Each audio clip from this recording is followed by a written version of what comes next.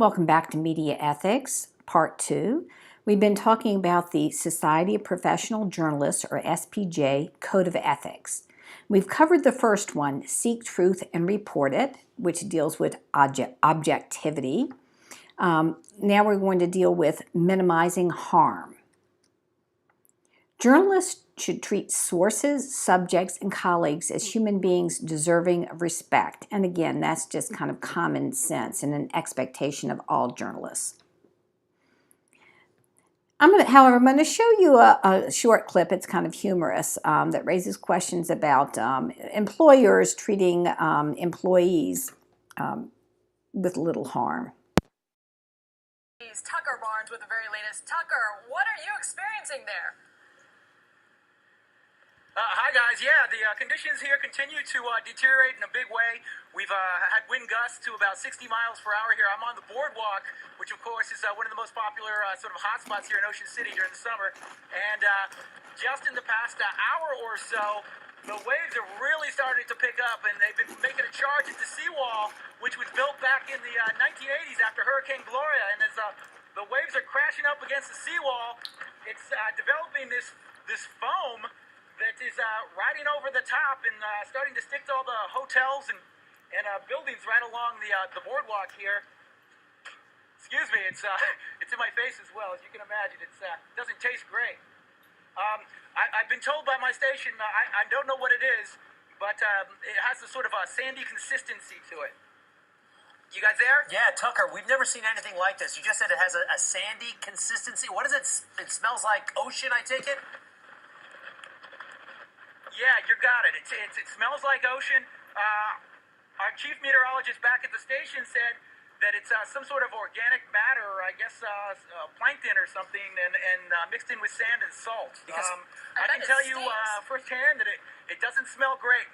Yeah, it doesn't sting a whole lot. It feels kind of soapy, but it doesn't smell great. I mean, foam usually kind of dissipates on the spot. This is the first you've seen. This area in Ocean City isn't known for this, right? You know, sometimes we have these popular spots we like to go to for a storm. You haven't seen anything like this. This area is not known for this, right?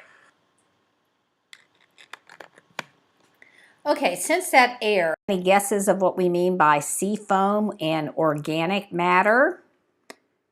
Well, you guessed it. It's raw sewage. So one of the exercises we do when I show this clip in my regular classes is talk about, okay, how much news did we really get from that piece anyway? You know, they're talking about the weather. We really can't tell where he is or what's going on. You know, that maybe we would have gotten more out of him being safe in his hotel room and looking at aerial clips, maps, and things like that. Weather's always fun. I got a couple of more for you. Tonight, now dealing with more rain in just the past couple of days than they've had in over a year, and areas already hard hit by the awful wildfire season are in danger now again because of this. NBC's Miguel Almaguer remains east of LA for us tonight. Miguel, good evening.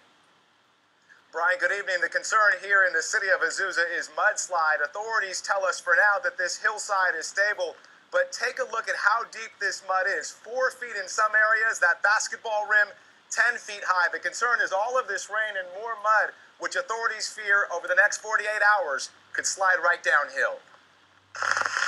The strongest storm in... Guess what? They had to get him out of the mudslide. And finally, one more. Who doesn't love a weather report? And that is the power of the surge, the storm surge in Rockaway, New York, as WCBS's Ted Scouten in the Rockaways witnessed firsthand the power of the water there. Incredible. We're told he's okay. Okay, so these are just a couple of illustrations. Minimize harm. Act independently. And when you first hear that, you think maybe it means, you know, working sort of solo, working alone. But it doesn't really mean that at all. It means that journalists should be free of obligation to any interest other than the public's right to know.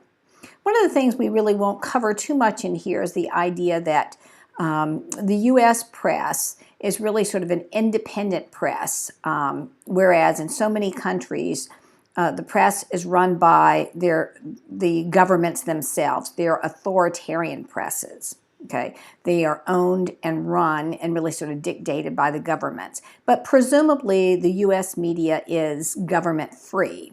However, that doesn't mean that they sometimes have conflicts with other interests. This is a little quiz I like to give in some of my classes, your oligopoly literacy quiz. See if you can answer these questions. What do Mickey Mouse and David Muir have in common? Some of you may be asking, who is David Muir? And here's a little hint.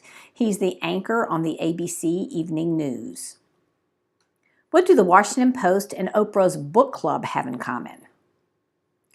What do Sesame Street and Game of Thrones have in common? And finally, why does CBS This Morning repeatedly air clips from Late Night with Stephen Colbert, the Stephen Colbert Show? Have you figured these out? Okay, what do Mickey Mouse and David Muir have in common? They are both owned by Disney, right? Disney owns ABC, which of course hires David Muir. What do the Washington Post and Oprah's book club have in common? That's a little bit of a weaker link, but the Washington Post a few years ago was bought out by Jeff Bezos, who is the owner of Amazon. Oprah's book club, presumably many people are buying books off of Amazon, and so that's your connection. What do Sesame Street and Game of Thrones have in common? Many of you probably grew up watching Sesame Street and other programs on PBS, or the Public Broadcasting System. Just about a year ago, Sesame Street went over to HBO from PBS. And so all of the first run Sesame Street programs are now appearing on HBO. However, PBS will still run the reruns of them. And finally, why does CBS This Morning air clips from Stephen Colbert? That's because, of course, The Late Show with Stephen Colbert runs on CBS. Be accountable. Journalists are accountable to their readers, listeners, viewers, and to each other, right? They shouldn't act independently in terms of just their own interests. And here's this is a compilation, I did not put it together, that talks about accountability.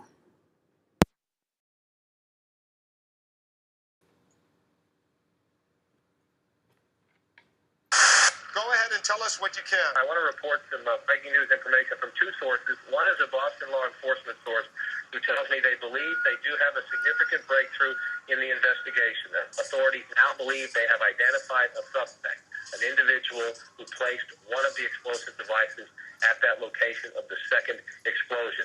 I repeatedly asked whether this person was in custody. I could not get further answers. You're getting more information, exclusive reporting. What else are you learning? That an arrest has been made in the investigation here in So the suspect that Boston. was identified has now been arrested. And we would assume that. I've just been told that an arrest has been made. An arrest has been made in this investigation. A dramatic shift. An arrest has been made, and it is based not on one, but on two different video images of the suspect at the bombing site. But I think we need to be, as you know, careful, because initial information can often be wrong. I want to be precise, and I want to make sure we have it right. It's important to get this information out there to the American public, and important to get this information out there in general, but it's much more important to make sure that we're precise and accurate. An arrest has been made. Both France Federal source and my Boston source say an arrest has been made. As always, there's some conflicting information about this, and one of our justice producers is saying serious information that there's not an arrest yet.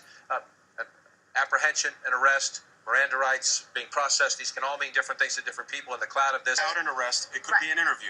He could have consented to it. We should be a little bit cautious until we actually know that there's a person in custody. We don't want to get too far ahead of this, because this is actually has significance for the capture of this person. Sure. If he is free, if he is out and about, the public needs to know who it And is. also remember, just to take a half a step back, this is accelerated incredibly quickly. We're getting some conflicting reports about an arrest. We have Tom Fuentes with us. There has been no arrest, and in fact, a suspect has not been identified by name yet. That they have they're looking for someone, but they don't have anybody in custody yet, and they don't have an identification. Okay, now, that would be, you know, we don't know what's right or not right at this point, and as Anderson always says, you don't want to go down the road of speculation wrongfully. I have talked to a pair of highly placed Department of Justice officials, and they both tell me that no arrest has been made. It appears that no one is in custody as far as they can tell. I was told by one of these officials that they had actually triple checked. So no arrest has been made. No arrest has been made. No arrest, we've got it.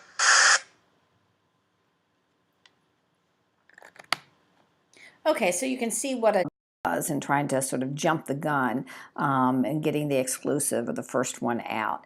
You may recall a similar kind of event during the election between George Bush and Al Gore. I can remember watching the election returns, and the major networks first called Florida for Gore, then they called it for Bush, then they went back, and so there was a lot of sort of declarations and then recounting of things. Okay, we're going to stop there for now, and then I'll pick up again with 2 additional codes of ethics I want to talk about.